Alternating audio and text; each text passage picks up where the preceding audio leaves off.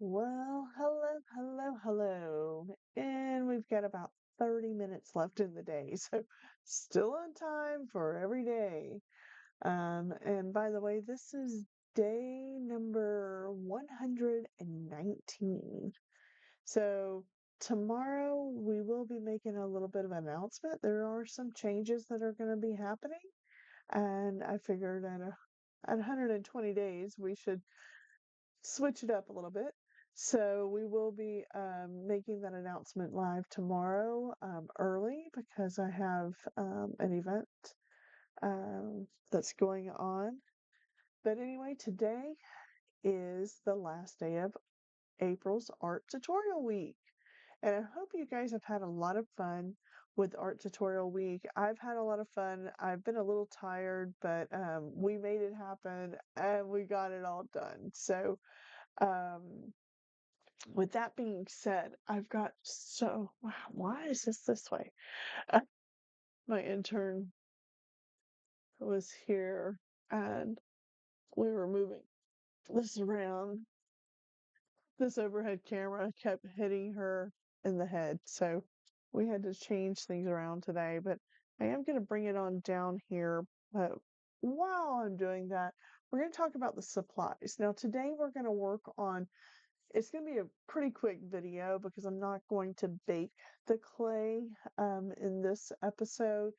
Um, but I'm going to show you how easy it is to make your own charms, basically, with silicone molds and polymer clay. So when you are getting ready for this, you need polymer clay. Now you can use color clay, any kind of polymer clay you want. Um, and of course, you need silicone molds, and I have some here. You can get these pretty much at any of your hobby stores and such. You might want to have, oh goodness, I need to do that too before we're done. A roller. Um, they have, if you're looking and you're here in the US and you have a Dollar Tree near you, um, you can get really pretty decent clay there. And also, I did not bring my water down here. You can also find clay tools there at reasonable prices. So that was a good thing. Now, I do teach these classes and I have lots and lots of little tools. I realize like the candy is way too big. Anyway, sorry. So I have made lots of things with polymer clay, um, from bigger pieces, but a lot of times I'm making teeny, tiny, and that's really tiny little things. Now, in this, I have already made some little foods, or in this one, but I'm going to just show you really quick how you can also have texture rollers. And I'm going to change the camera around and you can have all kinds of tools to use. Um, little paintbrush is good. Silicone tip tools are excellent for working with polymer clay. And it could be that simple. I do like to also experiment with like cookie cutters and presses with polymer clay as well. And if you do that, cornstarch is actually a really well, if you do it in general with the silicone molds, cornstarch is going to be very handy, and I'm going to show you how that's going to work. So let's get into this video, and we'll use our magic fingers and click it. There we are. You guys are seeing the screen, but we need to come down here right there. I do have my setup a little bit to the left, um, more than I normally do. So in this case, I am using white polymer clay. Now, my choice is usually to use white polymer clay because I can paint it whatever color I want. You can paint polymer clay with acrylic paints. You can also use soft pastel, not soft pastel. You can use pastel, chalk pastel, sorry. You can use the chalk pastels in them. And these are some of the very, very tiny, I'll just try to pour them in my hand. Some of the things that I've made, little donuts. These are like little heart macaroons. So you can make these and you paint them and then put a liquid polymer clay filling in them to give you that look of them being filled.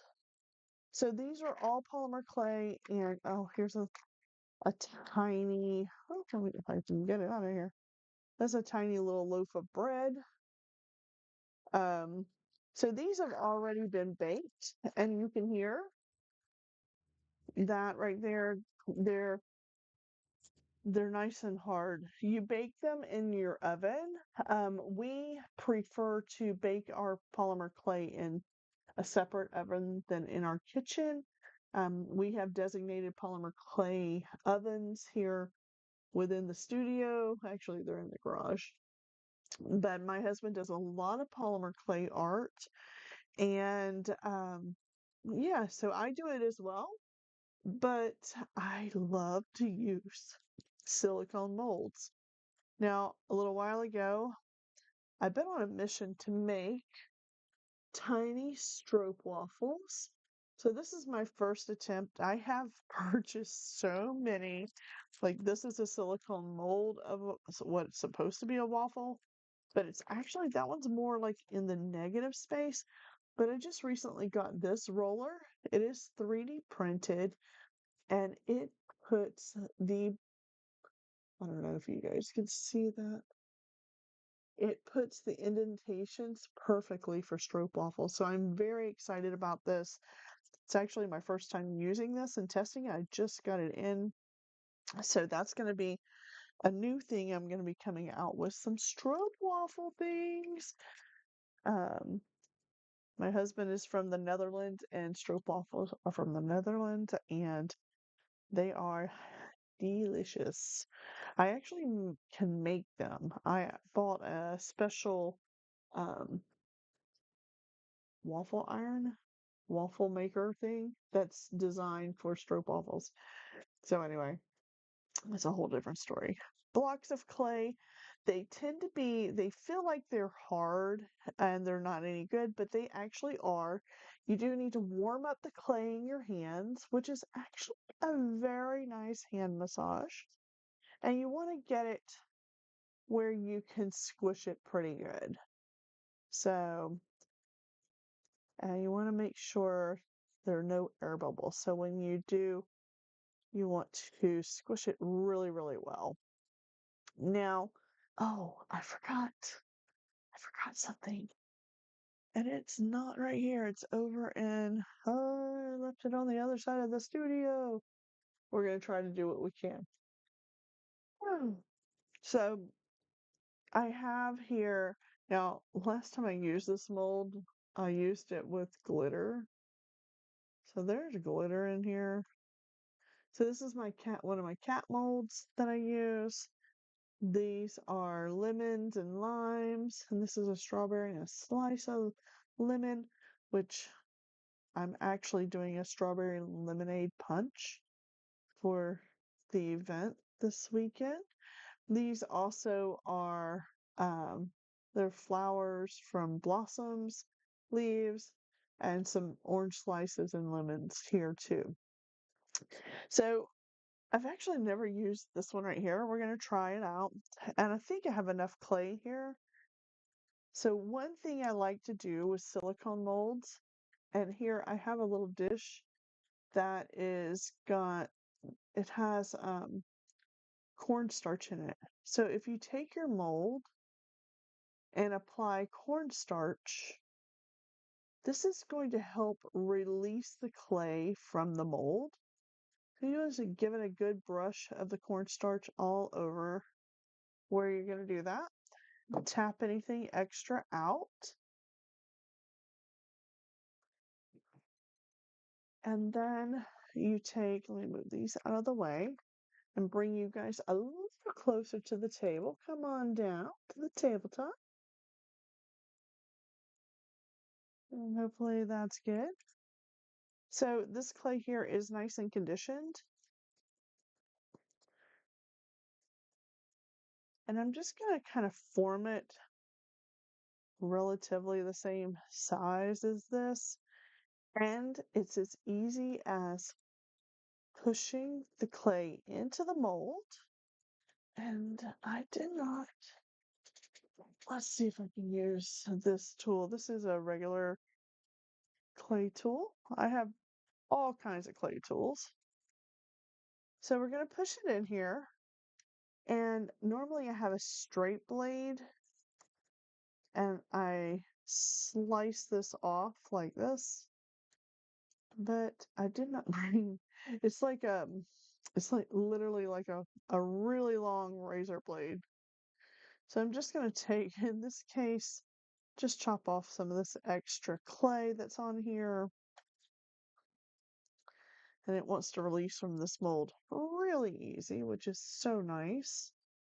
There's nothing like making a really cool piece of polymer clay, a nice piece of art, and it gets stuck in the mold.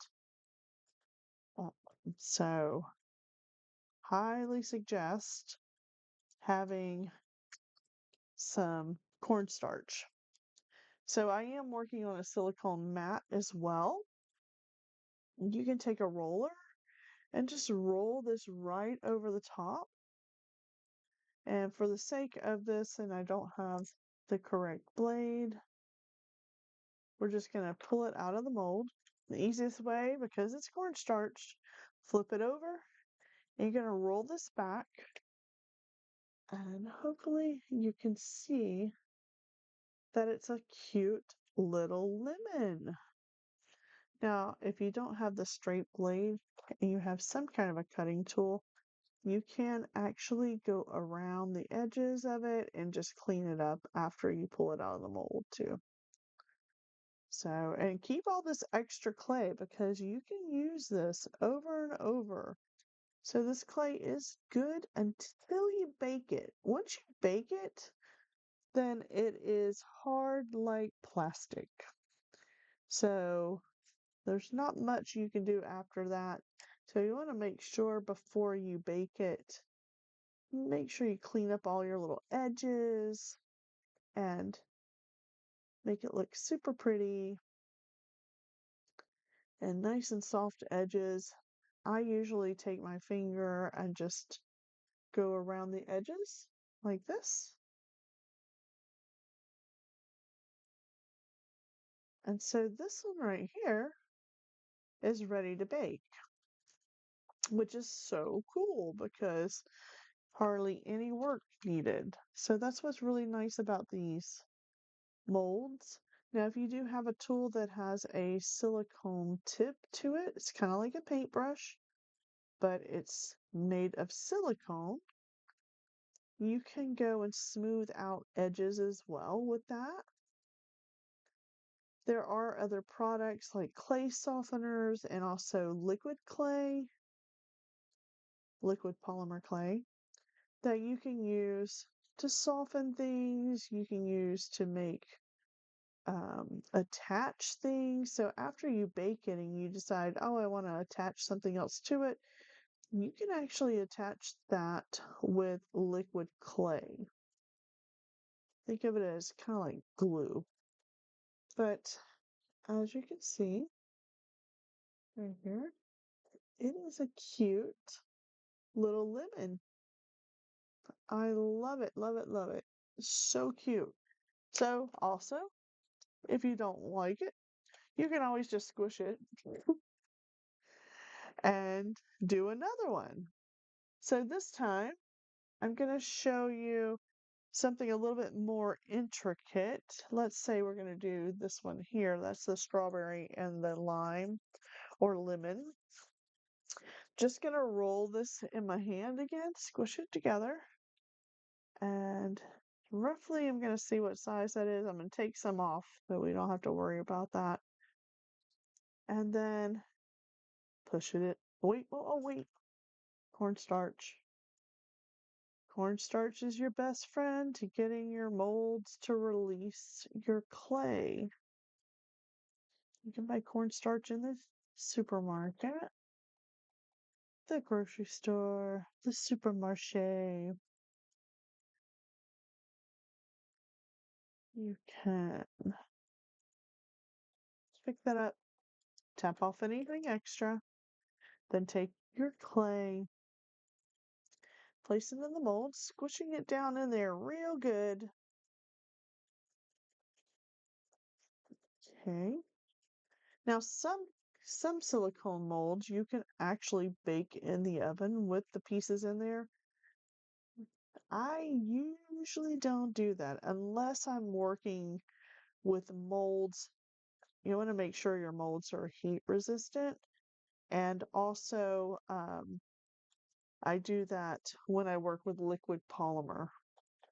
Okay, we're going to flip it over and you're going to see some magic as this one has a super good amount of texture.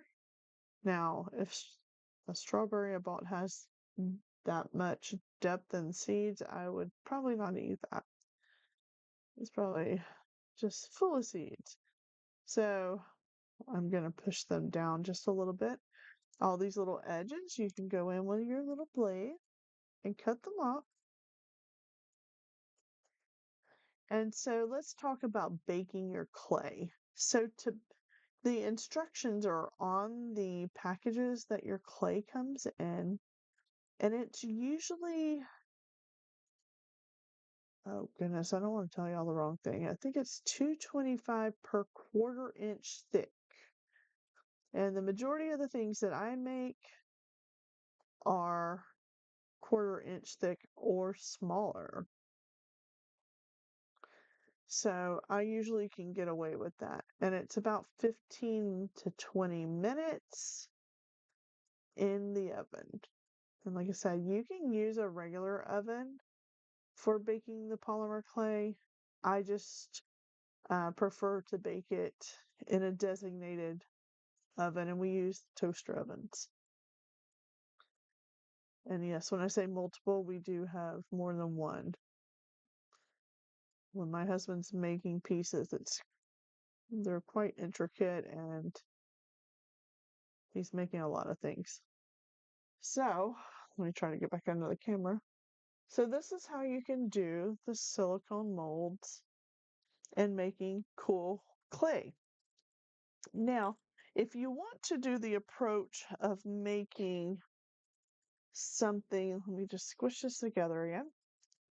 Let's say you want to roll out the clay and use a cookie cutter. Now, I did this last Christmas. I like to bring art wherever I go, and I like to share that with my family and friends. And last year, we actually um, did that with the family. We did arts and crafts at Christmas, which was really nice. I brought a lot of little things for everybody to paint. I made, I don't have it here. I did, but I cleaned the studio up a little bit, so it's not here. But I brought um, different things made like for cookie cutters, and that was a lot of fun.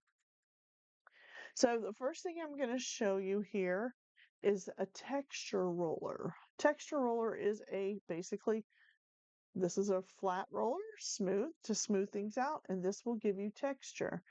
Now this is how I made the stroopwafels, and you want to push this, you're only going to do it once because you can't go back over it again, and it might pick up the clay. And that's okay. It should peel right off. Or you can also use the cornstarch on your texture rollers as well. So this is how I made the waffle pattern in the clay. And you can see it's actually quite perfect. I am really happy about it. And not only am I going to make stroop waffles, but if you take this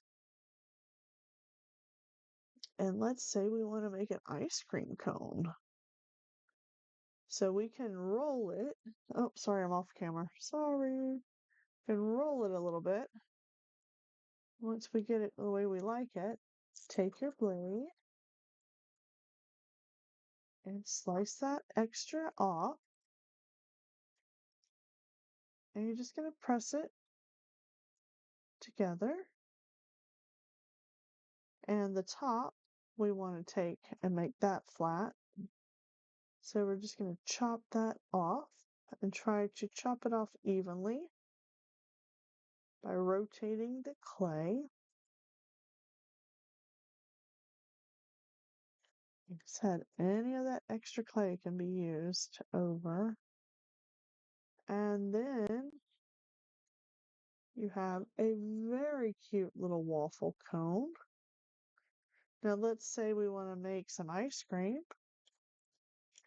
and take some more clay and just take it and roll it in a circular pattern, and you get a ball of ice cream. Maybe you want more than one. You want one scoop or two. And so maybe you want 2 scoops of ice cream in a waffle cone. This is obviously not the correct scale, but there you go. Ice cream in a waffle cone. So that's one way of doing it. If you want to make actual waffles, you can take a round cutter and just press it. You can also stick your cutter, the edges with the cornstarch as well. And there you have a waffle. Depending on how big you want it, you can change the size of your cutters. One thing that's really good to use to cut the polymer clay is the piping tips for making icing. So I'm going to show you one more technique before we go for the night. And that's basically using the cookie cutters. And the ones that I have here are actually cookie cutters to make tiny charcuterie boards. So I'm going to take my clay and I'm going to roll it out with the roller. If it sticks to it, you just peel it off, turn it the opposite direction, and then just you want to get the desired amount of thickness. Now, sometimes I use popsicle sticks on each side and then roll this, and then that will give me the consistency and the thickness of the clay. But this is just for demoing purposes tonight. So with the charcuterie boards that I have, which are super cute, brand new to my collection, I'm going to grab some cornstarch and just put some cornstarch on here. It's just going to help release it. You can dip this in the cornstarch if you want. I just use a little tiny paintbrush. And just like when you're in the kitchen and you are making cookies and you roll them out and you cut them with a cookie cutter, this is the same process. So we got one cut and we're going to pull that off and just give it a little press to get it out of the mold. Move your extra clay. And here you have a small little cutting board or a charcuterie board. Now, the reasons why I got these was to make tiny charcuterie boards or tiny boards for making cookies. So the idea is to take this and you have a little bread. You can put that on there. If you have Maybe you want to put some kind of swirls on there, like swirling cookies. Maybe it's donuts. Things like this can go on your charcuterie board. Tiny macaroons. So you can do this and make your own custom charcuterie boards with these molds. Now these molds are bought online. They came 4 to a pack. And so you have different ones. This is very much like the cutting board I have in the house. And it's the same process. Roll out your clay, give it a little squish, roll it with a roller, take it off, roll it in a couple different directions. Take your cutter. Now I did not put cornstarch on this one. You're going to cut it out, pull off the edge, and then push the little board out. Oh, this one's a little, maybe I should have used the cornstarch. So here's one that has the little slit like this. So let's see another one. I'm gonna squish clay, give it a squish, roll it with a roller, a couple different directions. And let's say we're gonna make a round charcuterie board. Gonna press it in the clay, pull out this, and pull it out of the mold, and you have it. Now, if you want to, I don't have a needle tool here, but if you want to put the little hole in here, you can take, I'll try to do it with this. I'm just gonna stick my pointed end of this blade here in there. It's just gonna give me a little place, so in my tiny kitchen, I have somewhere to hang that. It's the same with this one. Put a little hole here. And so these are charcuterie boards. So I hope you guys enjoyed this very quick demonstration of how to do some polymer clay with silicone molds. If you have any questions, leave them in the comments. And I hope to see you soon. We will be on here tomorrow with a very special announcement. Let's go bring our magic fingers back.